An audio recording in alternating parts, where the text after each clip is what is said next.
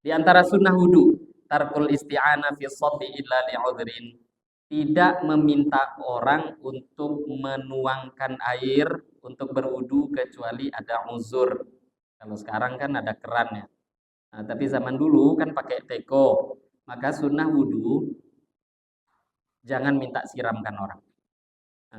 Teko, kawan yang nyiramkan. Enggak, itu tak sunnah.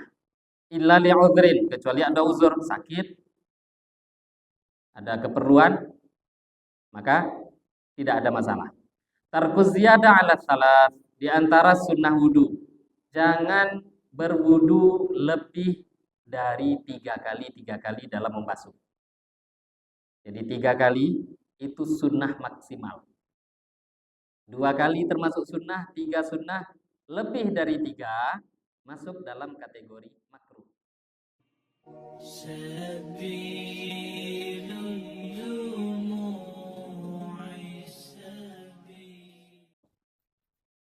Assalamualaikum warahmatullahi wabarakatuh.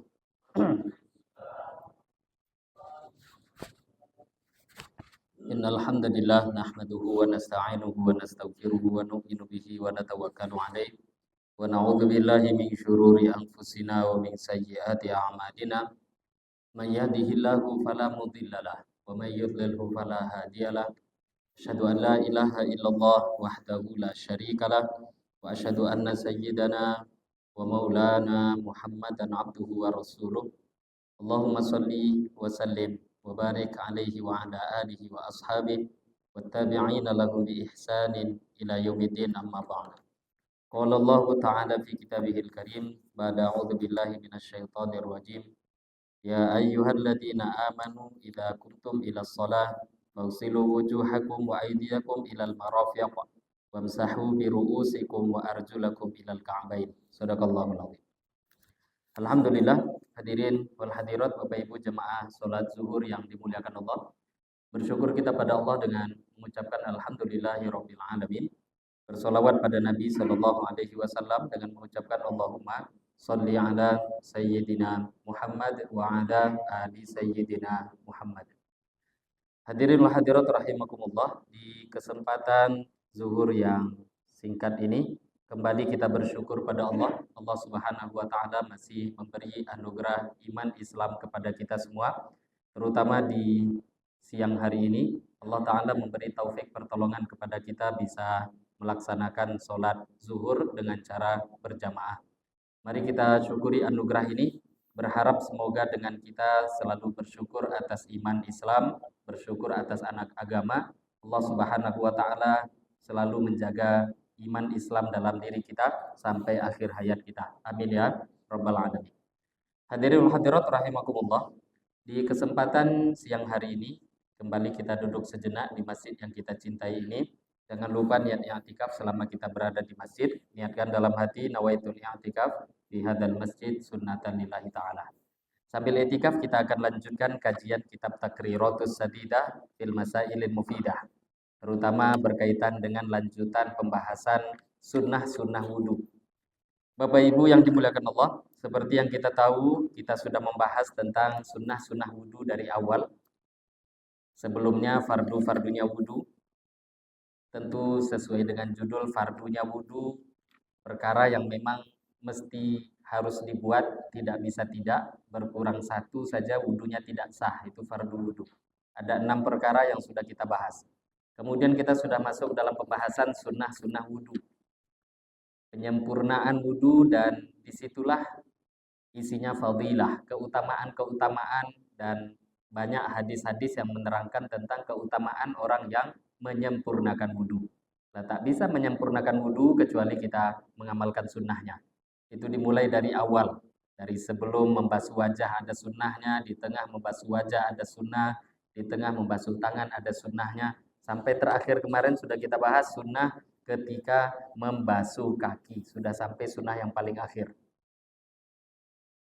Nah, sekarang sisa sedikit pembahasan sunnah, yaitu pembahasan as-sunan al-'ammah fil wudu, sunnah secara umum di dalam wudu. Sebelumnya sunnah khusus tadi. Di tengah-tengah basuh wajah, ada sunnah khusus di situ. Sunnah di tengah membasuh kepala, mengusap kepala, ada sunnah di tempat itu. Ini sunnah secara khusus. Sekarang sunnah-sunnah wudhu secara umum. Ada beberapa yang dikumpulkan oleh para ulama, paling tidak ada 14 perkara. 14 perkara ini mesti dan diusahakan kita jaga. Sehingga kita pun kalau menjaga sunnah-sunnah yang 14 ini, maka nanti sunnah-sunnah yang lain akan lebih mudah kita amalkan. Di antaranya Bapak Ibu, sunnah di antara sunnah wudhu secara umum. Yang pertama istiqbalul kiblah. Sunnah berwudhu sambil menghadap ke arah kiblat. Jadi wajah, badan itu mengambil posisi sunnahnya menghadap kiblat. Memang secara umum sebenarnya apapun amal-amal kebaikan yang bisa kita arahkan membuatnya mengarah ke arah kiblat sunnah. Berwudu juga, kemudian termasuk amal-amal lain, bahkan tidur ini disunnahkan untuk menghadap kiblat. Di antara sunnah yang lain. Yang kedua, al-julusu. Julus, sunnah berwudu sambil duduk. Nah, ini sunnah mungkin di antara kita sudah banyak yang tahu, tapi suasana fasilitas yang ada di sekitar kita itu umumnya malah wudunya berdiri. Akhirnya kita pun mau tak ada pilihan. Wudunya pun akhirnya berdiri. Nah, ini mungkin walaupun belum teramalkan, tapi perkara ini mesti selalu kita sampaikan Bapak Ibu. Karena tidak selalunya kita berada di fasilitas umum. Kita berada di rumah, lah rumah itu siapa tuannya, siapa rajanya, siapa yang mengatur, kita sendiri. Kalau di masjid, masjid ada pengurus, ada yang membuat WC, toilet, tempat wudhu, ada yang membuat. Nah, kalau memang kita yang diserahkan, diberi tanggung jawab untuk membuat, apa salahnya sunnah ini kita terapkan ketika kita membuatnya. Nah, kalau di rumah, kita yang jadi raja, kita yang membuat, maka bisa kita amalkan sunnah ini di rumah dan tidak bisa ada alasan bagi kita untuk meninggalkannya. Ya kalau ditinggalkan berarti memang tidak mau membuatnya. Maka sunnah wudhu diantaranya berwudhu sambil duduk. Sudah beberapa kali kita sampaikan bahwa sunnah ini kalau diamalkan, maka akan banyak sunnah-sunnah lain menjadi mudah. Atau sebaliknya kalau sunnah ini ditinggalkan, maka sunnah-sunnah lain pun juga akan mudah menjadi hilang. Contoh, menggosok bahagian anggota wudhu. Nah, kalau menggosok tangan sambil berdiri mudah, tapi kalau menggosok kaki sambil berdiri susah. Nah, akhirnya tadi menggosok bahagian sela-sela kaki, jari-jari kaki itu hampir bisa kita pastikan, kalaupun tidak kita tinggalkan, kita tak akan sempurna mengerjakannya sambil berdiri. Kita yang muda saja susah, bagaimana yang tua?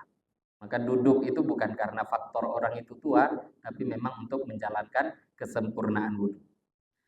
Tarkunaf dilma, di antara sunnahnya wudhu, disunnahkan untuk tidak mencipratkan air selepas berwudhu. Biasanya dikibas-kibas, enggak. Tinggalkan kalau memang tak perlu. Termasuk sebelumnya kita bahas, di antaranya sunnah wudhu kalau memang tidak hajat dan tidak ada keperluan, setelah wudhu tidak dianjurkan menggunakan kain, entah itu handuk dan lain sebagainya. Kalau memang hajat, dingin, lain hal, silahkan. Dalilnya, Imam Syafi'i menyampaikan bahwa satu kali Nabi Shallallahu Alaihi Wasallam mandi, bahkan bukan cuma wudhu. Dalam mandi diserahkan handuk oleh istri beliau, maka Nabi menolaknya.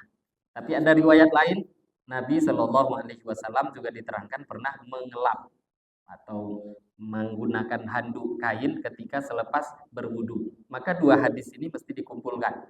Kata para ulama, terutama dalam mazhab kita Imam Syafi'i, kalau tak ada hajat, maka sunnah untuk tidak dilap. Tapi kalau dingin, kedinginan, ada hajatnya, silahkan. Kemakruhan menjadi hilang. Kemudian sunnah wudu al-iqtisad fil ma. Kita dalam berwudu sunnah untuk sedang-sedang di dalam menggunakan air, yaitu jangan israf. Israf berlebih-lebihan. Jangankan ketika kekurangan air, berwudu di sungai, di laut sekalipun, itu pun tetap menjaga kesederhanaan dengan air. Yang kelima, sunnah wudu yang juga perlu dijaga, alla yatakallam, tidak berbicara ketika berwudu. Berbicara ketika wudu hukumnya makruh. Tidak membatalkan, tapi tak baik. Kalau ada hajat, maka kaidah memang umum itu Bapak Ibu. Bahkan kalau sudah uzur, ada hal-hal yang mendesak, ya berbicara perlu silahkan. Kalau tak berbicara jadi masalah pula dengan orang. Apalagi yang manggil komandan kadang, tak pandai kita. Jadi yang manggil orang tua, jawab tak ada masalah. Tapi tak ada uzur, makruh hukumnya. Wat umma yaktarifu an minhu an yamini wa ma yasubbu minhu an yasari. Sunnah yang keenam, meletakkan benda yang mana kalau dia berwudu dengan cara menggayung, maka diletakkan di posisi kanan, tapi kalau dengan cara menggunakan alat dengan cara disiram, maka sunnah meletakkan benda itu di sebelah kiri. Ini kondisi zaman dulu. Tapi perlu kita tahu, siapa tahu pula Bapak Ibu pergi ke camping kan, mirip-mirip nanti suasananya. Zaman dulu itu berwudu kan bisa jadi menciduk air pakai tangan, bisa jadi anggap saja pakai aqua. Kalau zaman dulu alat semacam teko.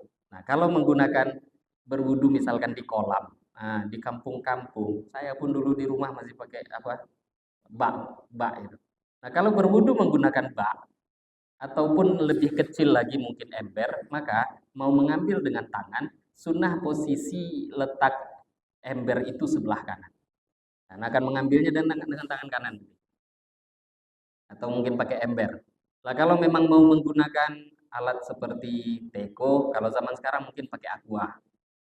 Sedang perjalanan, maka sunnahnya itu aqua di kiri, karena mau dituang. Jadi ini hal-hal yang nampak sepele, tapi aturan sunnah di dalamnya ada. Nah, sekarang pakai keran, bagaimana? Ya di tengah lah jadi alatnya beda.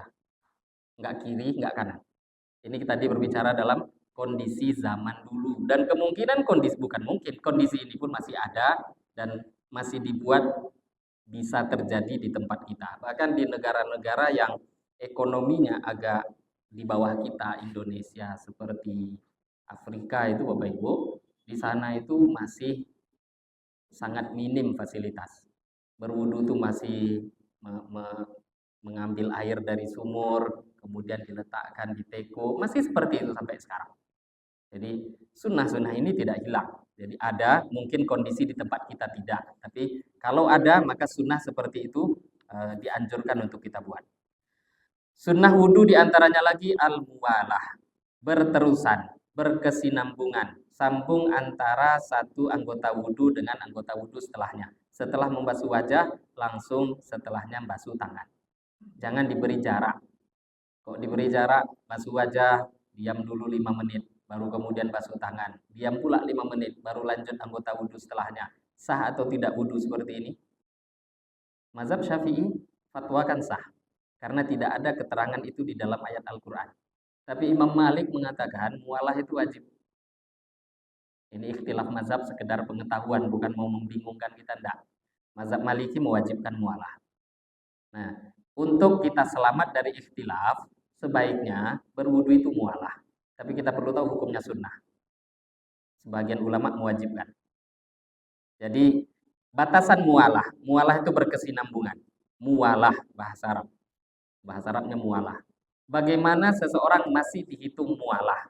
Ya kalau memang yang sunnahnya langsung wajah, langsung tangan. Tangan, langsung anggota setelahnya. Jadi sunnah yang terbaik. Tapi ada minimal, batas seseorang dihitung mualah itu seperti apa? Dalam fikih, para ulama memberikan batasan yaitu qabla jafa fil udwil awal. Sebelum anggota sebelumnya itu kering, dia sudah basuh anggota setelahnya, itu dihitung mualah. Tapi mualah paling sedikit. Itu kalau dikira-kira berapa lama? 1-2 menit masih ada. Ya cuma kalau lebih dari itu kering. Tapi ini minimal, itu sudah mualah batas paling bawah.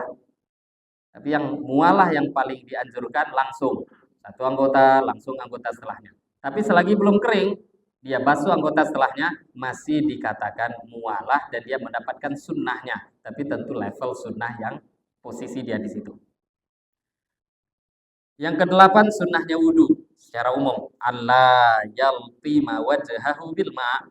Jangan memukulkan air ke wajah ketika berwudu. Memukulkan itu macam anak-anak main-main air dilempar, atau di kampung-kampung ada sistem berwudu pakai corong air, kayak air terjun kecil di rumah, biasanya dipakai mandi. Maka kalau wudu jangan tampungkan kepala langsung situ, itu makruh. Jadi kalau kita katakan nggak ada lagi, bisa di rumah pun pakai shower, nah itu masih kecil airnya. Kadang kan memang air besar, itu akan membahayakan, ada resiko tidak baik untuk badan kita. Di antara yang tidak baik, tidak sunnah, di antara sunnah yang perlu dijaga, ayyatawaqqar rasyas fayajlisu fi mahallin la yanaluhu rasyas fihi. Menjaga diri dari cipratan-cipratan air. Ya, kalau tempatnya pasti suci, maka sunnah. Tapi kalau yakin tempat lantainya najis, wajib jadinya menjaga diri dari cipratan. Jadi ini hukum yang dibahas secara umum. Tempatnya suci, bersih, maka sunnah kita mencari posisi kira-kira cipratan air itu tidak mengganggu kita. Itu sunnah. Karena Nabi berwudu mencari tempat yang agak tinggi dan tidak menghindarkan diri beliau dari cipratan-cipratan yang ada. Di antara sunnah wudu, tarkul isti'ana fi shabbi illa li'udhrin. Tidak meminta orang untuk menuangkan air untuk berwudu kecuali ada uzur. Kalau sekarang kan ada keran ya. Nah, tapi zaman dulu kan pakai teko. Maka sunnah wudu jangan minta siramkan orang. Teko, kawan yang nyiramkan. Enggak, itu tak sunnah. Illa li'udhrin, kecuali ada uzur, sakit, ada keperluan, maka tidak ada masalah.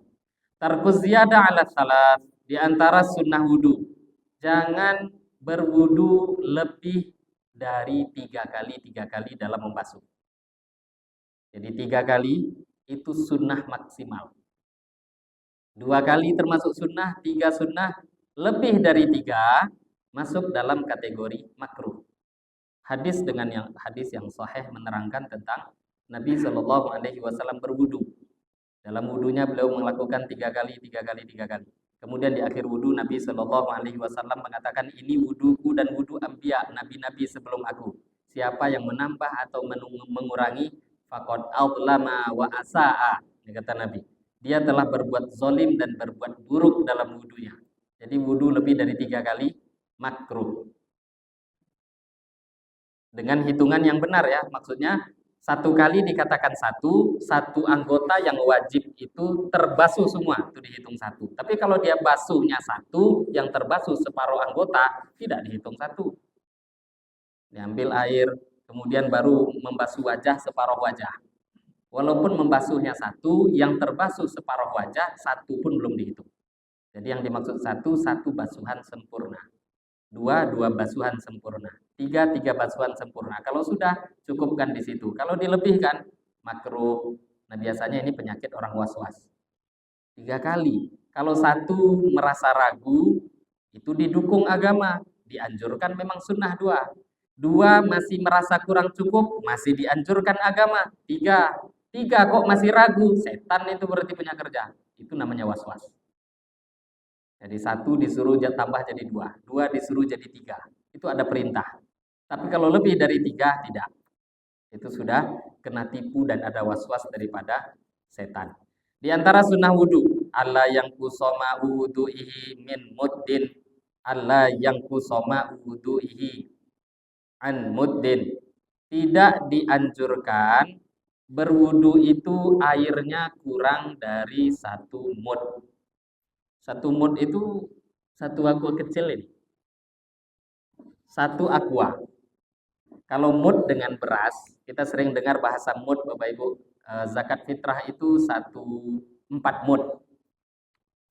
Jadi 4 zaman dulu jual beli itu takaran, kadang ada yang punya, kadang tidak. Jadi akhirnya ke pasar-pasar itu kadang zaman dahulu, di zaman Rasulullah, orang-orang di zaman itu beli beras, beli gandum, itu ukuran takaran 1-2 tangan begini, itu dikasih, itu namanya 1 mud. Jadi zakat fitrah itu 4 mud. 1 sok atau 4 mud. 1 sok itu sama dengan 4 mud. Nah, jadi Tangan yang dimaksud tangan orang yang sedang ya, bukan yang terlalu kecil atau yang terlalu besar, sedang. Nah, kurang lebih 1 mud. Nabi Shallallahu Alaihi Wasallam dalam satu riwayat diceritakan bahwa beliau berwudu dengan 1 mud. Nabi Shallallahu Alaihi Wasallam mandi dengan air 1 sok. Wah, tidak kebayang. 1 sok 4 mud. Nah, di sini ulama malah mengambil dalil sebaliknya, mafhum mukhalafahnya, yaitu kalau Nabi berwudu 1 mud itu memang wudu air minimal sebenarnya. Jadi maksudnya kalau ada air 1 mud, orang itu sudah bisa wudu sempurna. 3 kali. Bapak Ibu kalau hobi petualang itu alat-alat zaman sekarang itu petualang macam pergi ke toilet itu ada alat kecil. Jadi mereka cuma 100 mili dibuatkan alat itu cebok pakai air 100 mili itu untuk buang air besar bisa. Karena dia tuangkan sedikit-sedikit. Itu yang petualang naik gunung bisa tahu itu alat. Nah, jadi mereka memang bisa menghemat seperti itu. Kenapa? Ya daruratlah kondisi mendorong itu. 100 mili, air ini berapa mili? Oh, udah dilepas. Saya nggak hafal pula berapa mili. 100 berapa? Yang ini. Nah, itu yang untuk alat-alat macam Eiger itu cuma 120 mili untuk buang air besar. Bisa kalau orangnya mau mencoba. Jadi air Nabi dulu berwudu 1 mud. Tapi para ulama mengatakan kurang dari 1 mud berwudu makruh, walaupun bisa. Tapi kadang-kadang cobalah, biar kita tahu air itu ternyata bisa. Nah, cuma kita memang Bapak Ibu, coba kita ini yang pernah keluar negeri, yang punya gayung semua ember gayung itu yang punya kita aja Bapak Ibu. Pergi keluar negeri itu bingung cari ember gayung itu di mana. Kalau ember ya gayung yang mandi jebiar itu orang Indonesia. Orang luar negeri yang mungkin tidak umumnya Islam, itu kalau mandi hemat pasti. Ya gimana nggak hemat, mandi pakai shower. Ya kita juga, tapi umumnya kita tahu adat kita yang dulu dan masih ada sampai sekarang, itu memang boros dengan air. Jadi dengarkan pembahasan begini kadang kaget. Kaget, kok bisa ya? Bisa. Bisa. Jadi sunnah wudhu tidak kurang dari 1 mud. Kemudian sunnah untuk yang terakhir, sunnah untuk menjaga niat terus ada di dalam setiap membasuh wudhu sampai akhir wudhu. Yang wajib kan di awal. Nah, sampai akhir wudhu dalam wajah, tangan, terus. Ini sunnah. Kemudian diantaranya wudhu itu Bapak Ibu, sunnah wudhu itu dalam beberapa keadaan. Pertama diantaranya sebelum mau tidur, sunnah wudhu. Bahkan dalam beberapa riwayat, siapa yang tidur sebelumnya berwudu, kalau mati dihitung mati syahid. Kan derajat itu tinggi tapi usaha sedikit, tapi biasanya menunjukkan memang pahala besar, ngamalkannya berat walaupun sebenarnya mudah. Di antaranya lagi hendak membaca Al-Qur'an sunnah wudu. Tapi di garis bawahi bahasannya yang pas Bapak Ibu, qiraatul Qur'an, membaca Al-Qur'an. Nyentuh Qur'an wajib wudu. Kalau membaca nggak mesti nyentuh. Baca, saya sekarang misalkan Bismillahirrahmanirrahim. Ini Quran kan? Baca. Nggak nyentuh, bisa nggak nyentuh. Jadi membaca, sebelum baca sunnah wudu. Tapi kalau nggak ada wudu, nyentuh Quran nggak boleh. Apalagi junub. Wali huduri majlisil ilmi wa dzikri, duduk dalam majlis ilmu, majlis zikir, sunnah wudu. Wali ziaratil kubur, untuk ziarah kubur, sunnah juga wudu. Wal baqa' ala thaharati daiman, menjaga wudu terus-menerus ada, itu sunnah. Ini amalnya sahabat Bilal bin Rabah. Batal wudu, wudu lagi. Batal wudu, wudu lagi. Mau tidur, wudu dulu. Bangun tidur, wudu lagi. Ini amalnya Sayyidina Bilal. Wa tajdidul wudu, dan sunnah untuk memperbaharui wudu. Kita mau sholat, tadi jam 10 sudah duha, tahu-tahu zuhur, azan, sudah masuk zuhur, wudu belum batal. Maka sunnah perbaharui wudu. Di antaranya lagi, banyak. Ini sunnah-sunnah yang disampaikan oleh para ulama. Di antara sunnah-sunnah wudu secara umum. Nah ini pembahasan sunnah wudu sudah selesai. Baik sunnah secara khusus, dan tadi sunnah secara umum daripada pembahasan wudhu. Ini mungkin yang bisa kita bahas di siang hari ini. sedikit tambahan keilmuan bagi kita untuk saling mengingatkan, menjaga amal-amal sunnah dalam kehidupan sehari-hari. Selepas ini insya Allah di pertemuan yang akan datang kita masuk judul bab baru, syarat-syarat berwudu. Fardunya ada, sunnahnya ada, syarat ada. Ini insya Allah kita bahas nanti di pertemuan yang akan datang. Sebelum kita tutup, mungkin ada yang mau bertanya? Kalau tak ada, kita tutup dengan doa kafarah majelis. Lebih kurang mohon maaf, kita tutup dengan doa kafarah majelis. Subhanakallahumma wa bihamdika asyhadu an la ilaha illa anta astaghfiruka wa atubu ilaik. Wabillahi taufiq wal hidayah. Wassalamualaikum warahmatullahi wabarakatuh.